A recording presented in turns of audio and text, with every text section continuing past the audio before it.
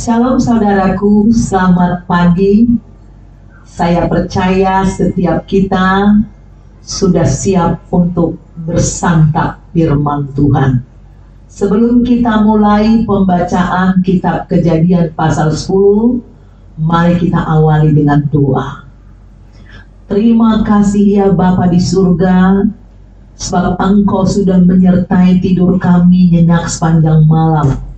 Dan pagi ini Tuhan, kami mau menikmati roti hidup, yaitu firman-Mu yang adalah daging-Mu sendiri. Kami butuh kekuatan, kami butuh tenaga, kami butuh hikmat, dan kami tahu Engkaulah sumber segala kekuatan, sumber segala hikmat, sumber segala keberhasilan. Kami mau kecap Tuhan firman-Mu. Biarlah Roh Kudus menolong kami membaca, mengerti, memahami, dan melakukannya di dalam hidup kami. Biar seluruh kehidupan kami menyenangkan Engkau. Dalam nama Tuhan Yesus kami sambut firman-Mu. Mari yang percaya katakan amin. Saudaraku, hari ini dari CBM 7 TV masuk di dalam BLC 10, yaitu membaca firman Tuhan dengan teratur satu pasal setiap hari. Hari ini Kejadian pasal 10 dari ayat 1 sampai 32. Jadi pasal 10 ini ada 32 ayat. Judul perikopnya adalah Daftar Bangsa-Bangsa Keturunan Sem, Ham, dan Yafet. Inilah keturunan Sem, Ham, dan Yafet, anak-anak Nuh. Setelah air bah itu lahirlah anak-anak lelaki bagi mereka. Ayat 2. Keturunan Yafet ialah Gomer, Magog, Madai, Yawan, Tubal, Mesek, dan Tiras. 3. Keturunan Gomer ialah Askenas, Rifat, dan Togarma. 4. Keturunan Yawan ialah Elisa, Tarsis, orang Kitim, dan orang Dodanim. 5. Dari mereka inilah berpencar bangsa-bangsa daerah pesisir. Itulah keturunan Yafet, masing-masing di tanahnya dengan bahasanya sendiri, menurut kaum dan bangsa mereka. 6. Keturunan Ham ialah Kus, Misraim, Put, dan Kanaan. 7. Keturunan Kus ialah Seba, Hawila, Sabta, Raema, dan Sabteka. Anak-anak Raema ialah Sheba dan Dedan. 8. Kus memperanakkan Nimrod. Dialah yang mula-mula sekali orang yang berkuasa di bumi. Ia seorang pemburu yang gagah perkasa di hadapan Tuhan. Sebab itu dikatakan orang seperti Nimrod, seorang pemburu yang gagah perkasa di hadapan Tuhan. 10. Mula-mula kerajaannya terdiri dari Babel, Erek, dan Akad, semuanya di tanah Siniar. Dari negeri itu ia pergi ke Asyur, lalu mendirikan Niniwe, Rehoboth Ir,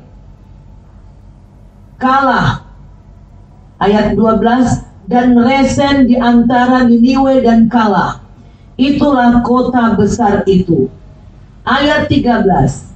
Misraim memperanakkan orang Ludim, orang Anamim, orang Lehabim, orang Naftuhim. 14. Orang Patrusim, orang Kasluhim, dan orang Kaptorim. Dari mereka inilah berasal orang Filistin. Ayat 15. Kanaan memperanakkan Sidon, anak sulungnya, dan Het. Ayat 16. Serta orang Yebusi, orang Amori, orang Girgasi. Ayat 17. orang Hewi, orang Arki, orang Sini.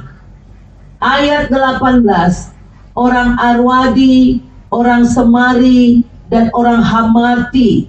Kemudian berseraklah kaum-kaum orang Kanaan itu.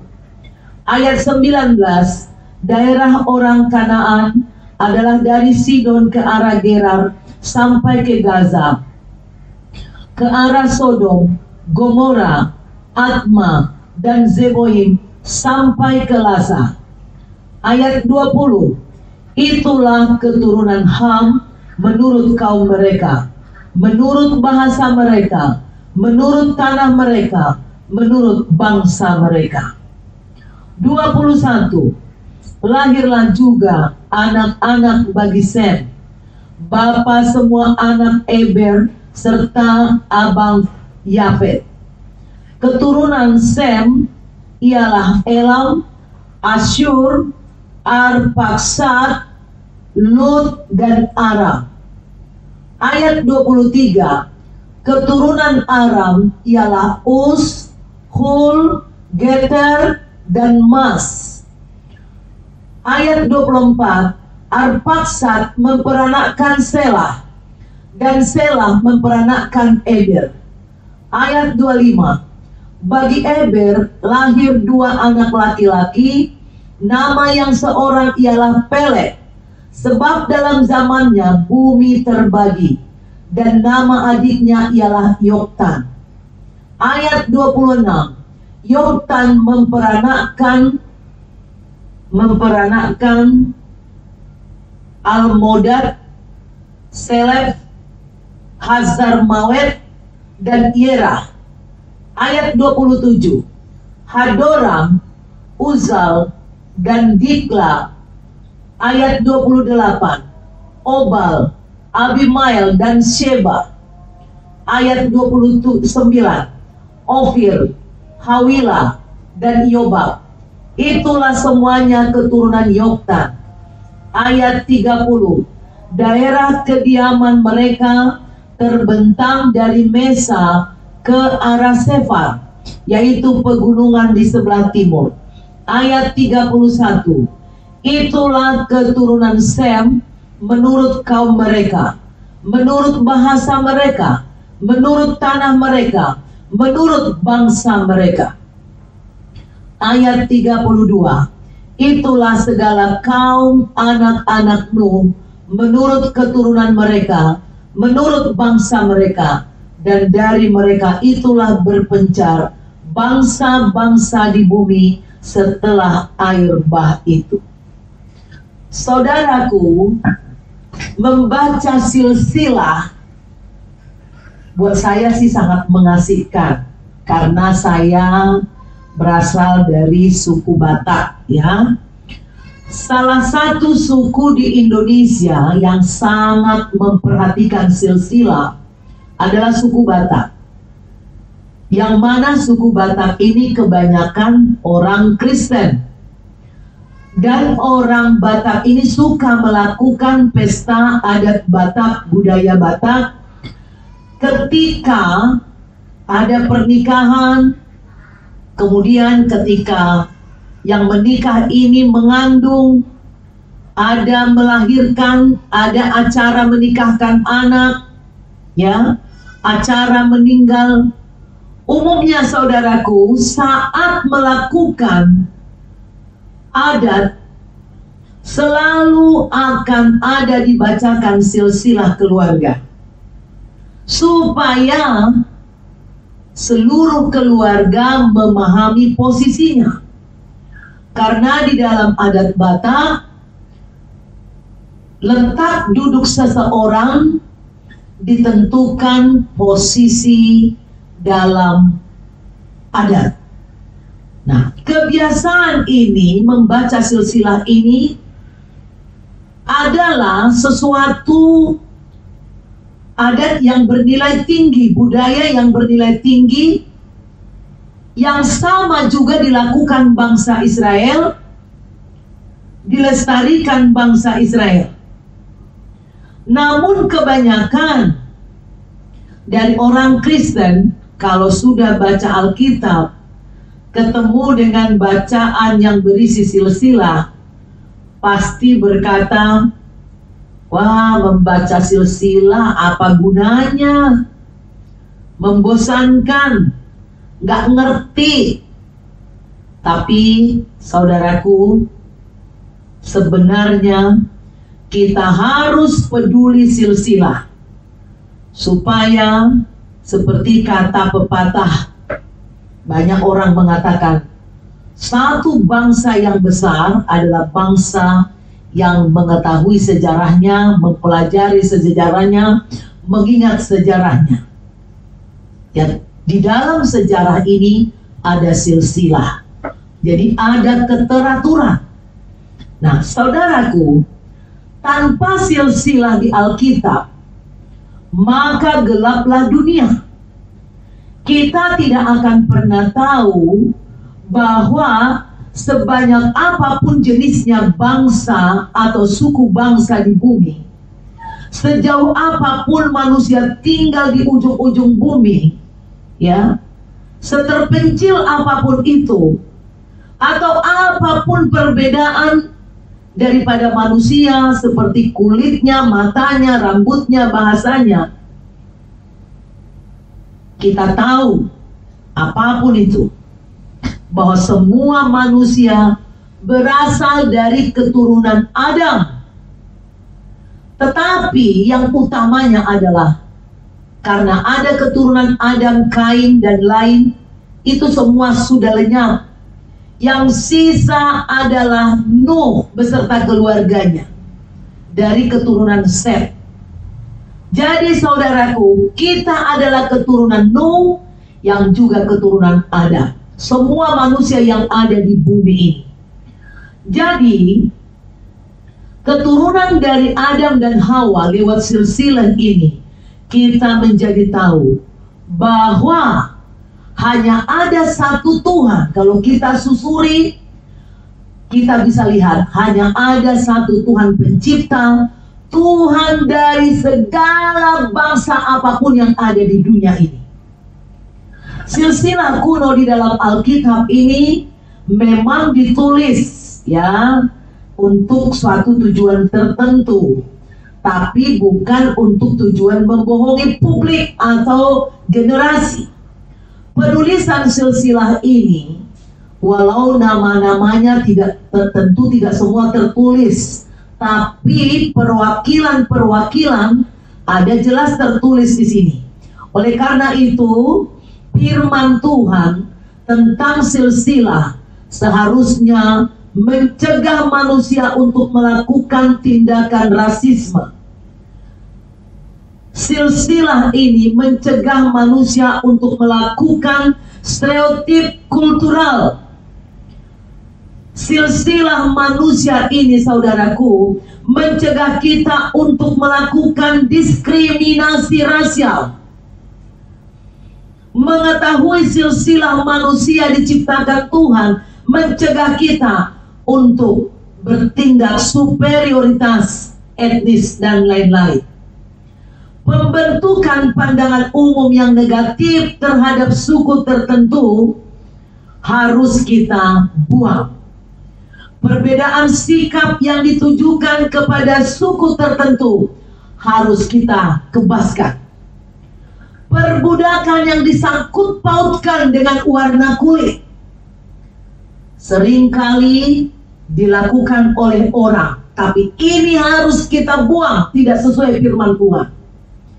Adanya tindakan pembasmian kepada beberapa suku bangsa, bahkan di abad 19 dan 20 ini masih kita lihat ada suku bangsa tertentu ingin dibasmi di satu negara, yang dipicu oleh satu prasangka superioritas suatu etnis. Tindakan-tindakan seperti inilah yang menghambat, ya, menghambat berkat Tuhan, berita keselamatan sampai kepada semua suku bangsa. Ada banyak pengertian yang salah tentang budaya. Seakan-akan budaya barat jauh lebih baik, sehingga budaya setempat harus dibasmi. Saudaraku, ternyata menurut penelitian bahwa DNA manusia di bumi, semua manusia, ternyata memiliki kesamaan 99,8% dari semua suku bangsa. Jadi DNA-nya semua sama. Perbedaan yang kita lihat dari luar ini, saudaraku, hanya mencakup 0,2%. Jadi yang saudara lihat kayak kulit, kayak rambut, mata, tinggi, pendek, saudaraku, besar, kecil, manusia, itu hanya 0,2%, gak sampai setengah persen. Jadi semua manusia, kita lihat saudaraku, memiliki kesadaran moral yang sama. Buktinya saudaraku, kalau ada orang atau satu kota terkena bencana, ya di seluruh bumi selalu ada solidaritas untuk bersatu membantu orang-orang yang sedang terkena bencana. Kemudian kalau ada ketidakadilan, kemiskinan, atau penderitaan-penderitaan yang lain, selalu manusia berkumpul untuk menentang ketidakadilan atau kemiskinan atau penderitaan itu. Ketiga, saudaraku, manusia semuanya membutuhkan kasih, mengharapkan kasih, perhatian, dan dukungan dari sesama manusia. Ini menjadi DNA, ya, menjadi sifat yang khusus tapi sama atas semua manusia. Akhirnya saudaraku, kesatuan umat manusia harus bisa kita telusuri sampai ke awal mula penciptaan dan kepada pencipta. Itulah gunanya mengapa silsilah ini ditulis oleh Nabi Musa atau banyak nabi-nabi di dalam Alkitab.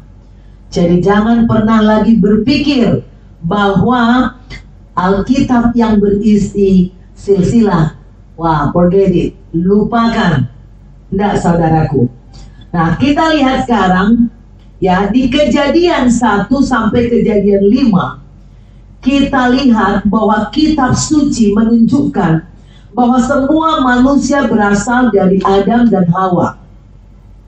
Bahkan di Kisah Para Rasul 17 ayat 26 dikatakan, dari satu orang saja ia telah menjadikan semua manusia, semua bangsa dan umat manusia untuk mendiami seluruh muka bumi.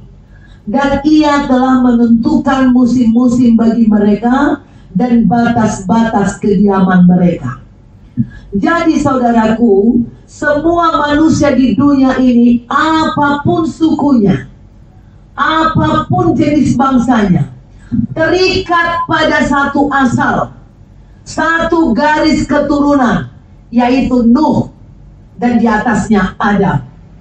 Janganlah kita ikut-ikutan menekankan perbedaan-perbedaan yang hanya tampak dari luar itu. Marilah kita menghormati setiap suku, setiap bangsa, dimanapun berada, apakah peradabannya maju atau peradabannya kuno. Kalau kita membaca Kejadian 10 ayat 6 sampai 9, saudaraku, kita akan menemukan suatu nama dari keturunan Ham, anak Nuh, yang bernama Nimrod.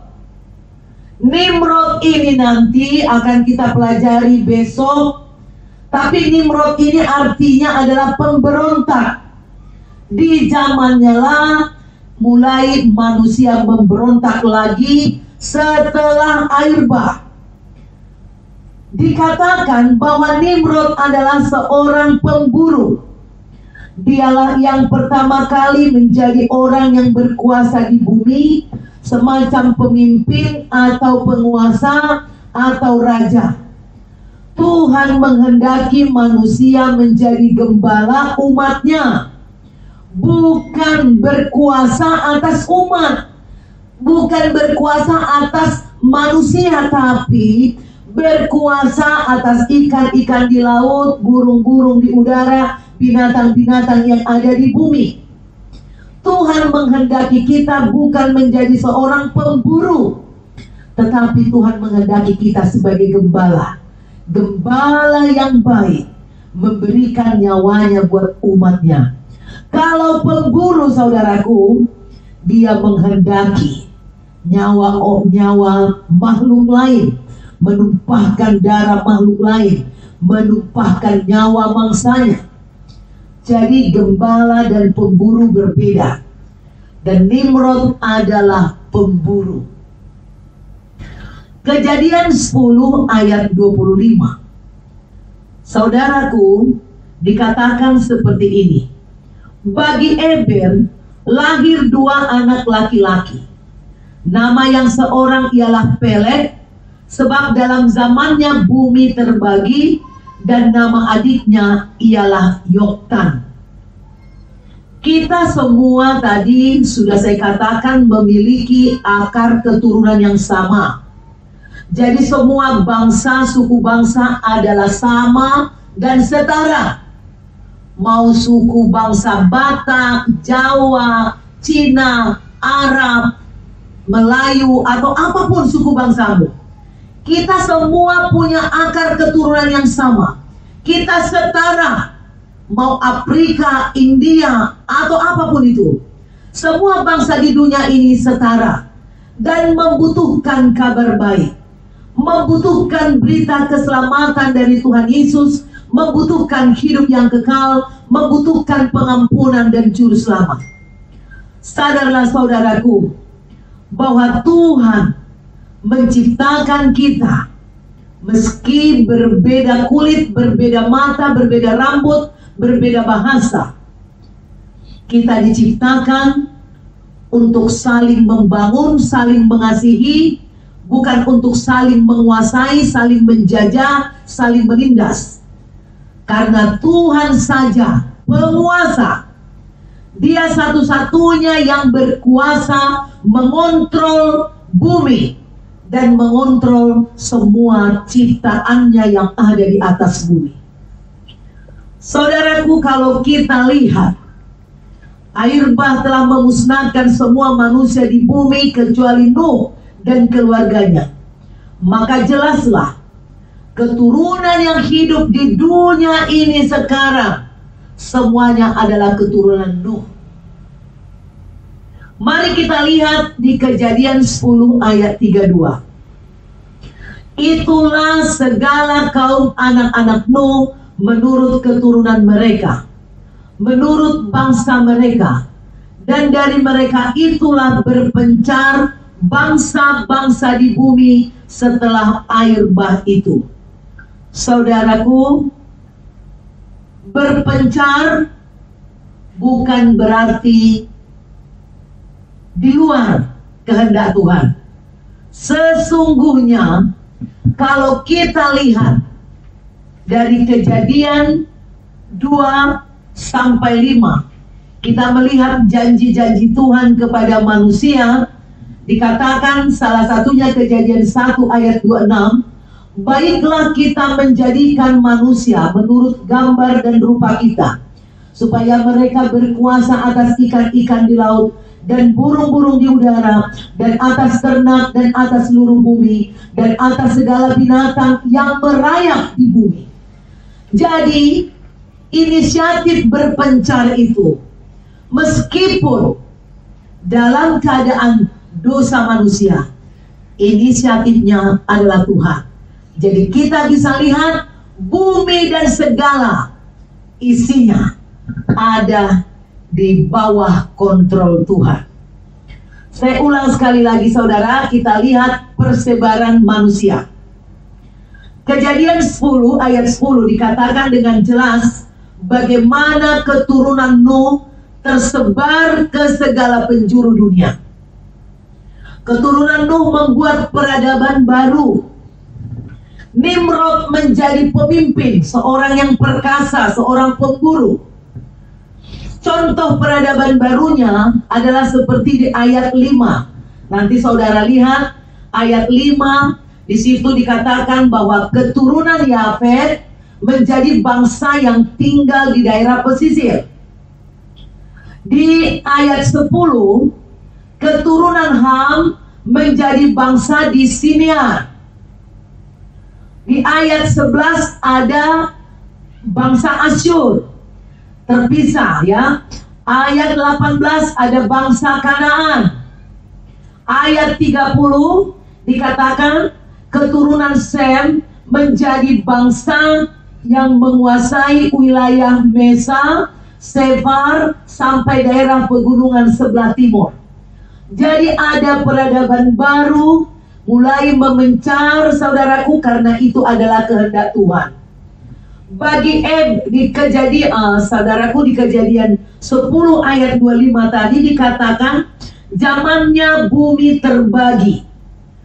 Ada orang yang berpikir terbaginya bumi menjadi misalnya benua Asia, benua Afrika, benua Eropa atau Australia dan lain-lain. Ada yang menduga-duga seperti itu. Tetapi ada yang cenderung mengatakan bumi terbagi, yaitu karena peradaban yang akhirnya orang berpencar. Jadi mulai terpisahlah. Oh, ini keturunan si A, keturunan si B. Tadi itu ya, keturunan si Yafet di sini, keturunan Ham di sini, keturunan cenderung ada seperti itu pendapat. Silsilah ini, saudaraku, yang jelas menunjukkan suatu penggenapan terhadap firman Tuhan yang memerintahkan manusia untuk berkembang biak dan memenuhi bumi. Jadi saudaraku, keturunan Nuh akhirnya suka tidak suka harus tersebar ke seluruh dunia. Jadi ingat, Peleg artinya division, artinya perpecahan atau perpisahan. Jadi di zaman Peleg lah terjadi perpisahan. Perpisahan antara keturunan ini dan keturunan itu. Itulah peradaban baru yang dimaksud. Tuhan Yesus memberkati saudara. Terima kasih Tuhan untuk penyingkapan firman di pagi ini, bahwa Engkaulah yang memiliki inisiatif untuk manusia berpencar ke seluruh bumi, memenuhi bumi. Tuhan memiliki kuasa mengontrol bumi dan segala isinya. Maka kehidupan kami pun, kami percaya ada di tangan-Mu.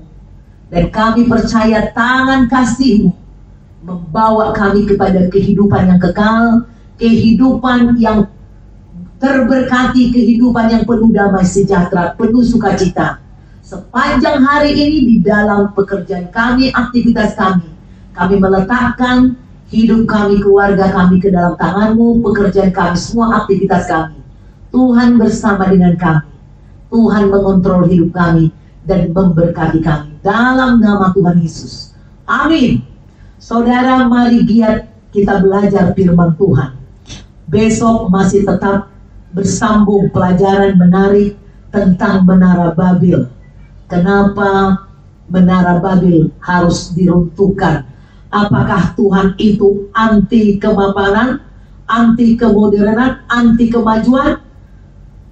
Nantikan, besok kita bahas di BLC 11.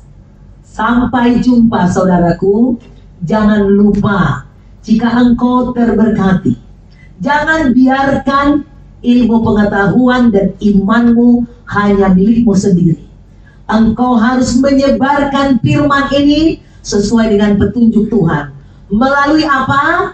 Saudara klik YouTube, saudara like, subscribe bagi yang belum, dan saudara komen bila ada pertanyaan, pergumulan yang tidak dipahami dari firman-firman sesuai dengan pasal.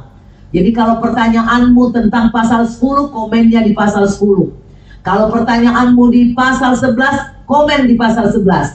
Kemudian jangan lupa share, kirim kepada orang sebanyak-banyaknya, supaya semua orang baca firman teratur, supaya semua orang memahami firman, supaya semua orang mendengar firman Tuhan, diberkati hidupnya, dibebaskan dari kuasa kegelapan, dan saudara sendiri diberkati oleh Tuhan. Sampai jumpa besok pagi jam 5 pagi dalam acara BLC di CBM TV YouTube. Tuhan Yesus memberkati.